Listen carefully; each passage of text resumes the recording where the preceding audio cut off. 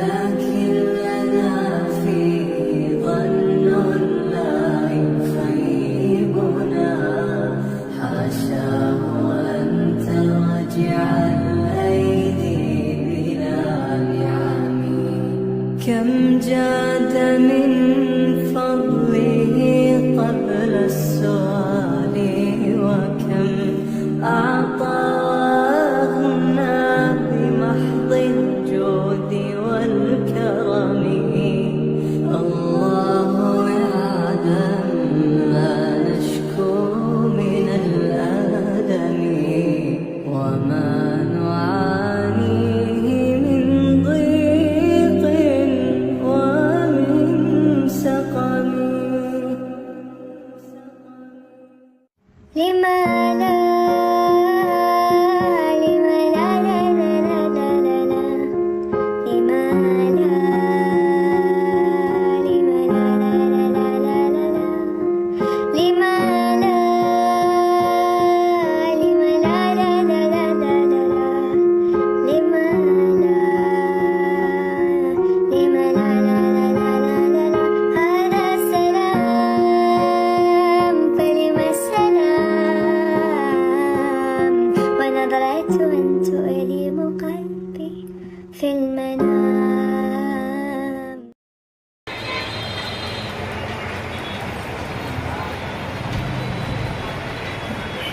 আসসালামু আলাইকুম। আমি ডাক্তার সিজান সরকার। আমি আমার চেম্বারে আছি। আমার চেম্বারের নাম Mangal homeo herbal and veterinary complex. আজকে একটি কেসের কথা বলবো। একটি জটিল কেসটা হলো গরুর পেট ফুলে গেছিল। তো গতকাল গরুর পেট ফুলে গেছিল। আমার পাশে যে বসে আছে তার গরু।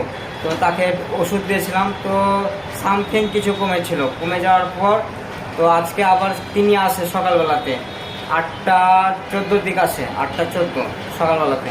তো তিনি আসার পর আমি ঘুমন্ত অবস্থায় ছিলাম। তখন ঘুম থেকে উঠে আমি হাফ প্যান্ট পরা অবস্থায় ছিলাম। হাফ প্যান্ট পরে আমি চলে গেছিলাম মুখ টুক কোনো কিছু না ধুয়ে। তো তার বাসায় গেছিলাম। তার বাসায় গরুটা দেখলাম। তো আপনারাও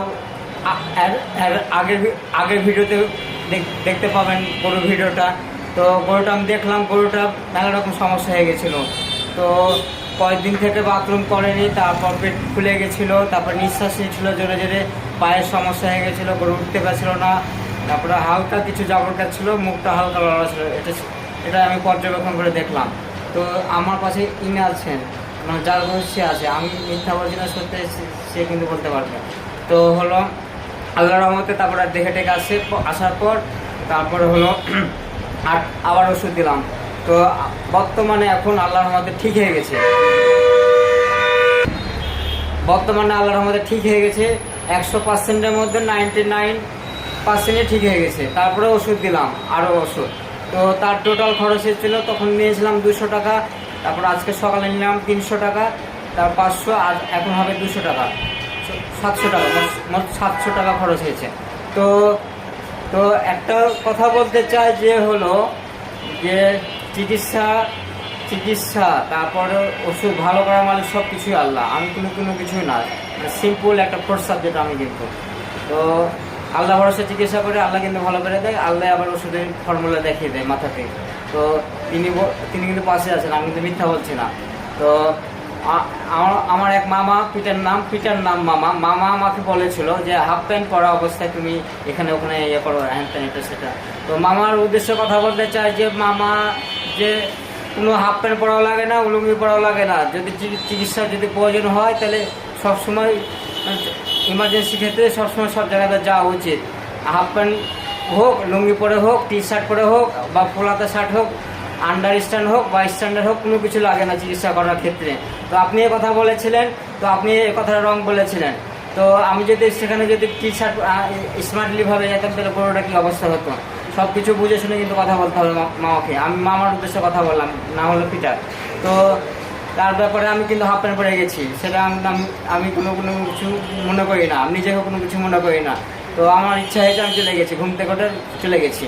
তো যারা এই ধরনের ভাবেন তারা কিন্তু সাবধান কথাবার্তা বলবেন, সাবধানভাবে কথাবার্তা বলবেন। চিকিৎসার সাবজেক্ট এমন একটি সাবজেক্ট, সেখানে যদি লুঙ্গি পরা অবস্থায় থাকতে হয়, যেতে হয়, তাও যাবে। আমার আব্বা ডাক্তার মোহাম্মদ রেজাউল করিম, তিনি লুঙ্গি পরা অবস্থায় রুগী দেখতে গেছেন, আমিও তার পাশে গেছিলাম, এটা বাস্তব চিত্র কথা বললাম। তো মামার উদ্দেশ্যে কথা বলতে চাই যে আপনি উল্টা পাল্টা বকবেন না, ঠিকভাবে কথাবার্তা বলবেন। আপনি আমার নিজের মামা পিটার, তো আপনি ঠিকভাবে কথাবার্তা বলবেন। তো আমি হাফ প্যান্ট পরি, লুঙ্গি পরি, টি শার্ট পরি, খোলা টি শার্ট পরি, যাই পরি সেটা আমার ব্যক্তিগত ব্যাপার। অ্যালোপ্যাথি হোক, অ্যালোপ্যাথির সাবজেক্টে যা অ্যালোপ্যাথি কাছে যে আমাকে ঠিকভাবে ভালো কাপড় চোপড় পরে যেতে হবে সেটা কোনো মানে নাই। আমি হাফ প্যান্ট পরে যেতে পারি, সেটা আমার ব্যক্তিগত ব্যাপার।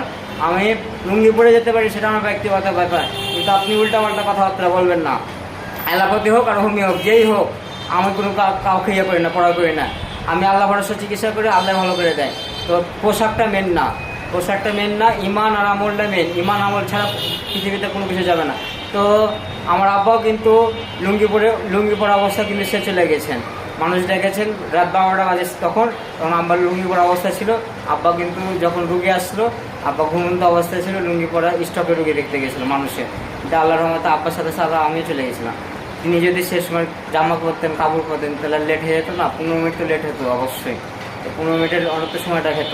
তো মামার উদ্দেশ্যে কথা বলতে চাই, মামা আপনি ঠিকভাবে কথাবার্তা বলবেন, নাহলে সাবধান করে দিচ্ছি, নাহলে আল্লাহ আপনার বিচার করবেন। তো আল্লাহ হাফেজ। এই ভিডিওটা এই জন্যই যে হলো পোশাকটা বড় নয়, চিকিৎসাটা বড় সাবজেক্ট। আল্লাহ হাফেজ।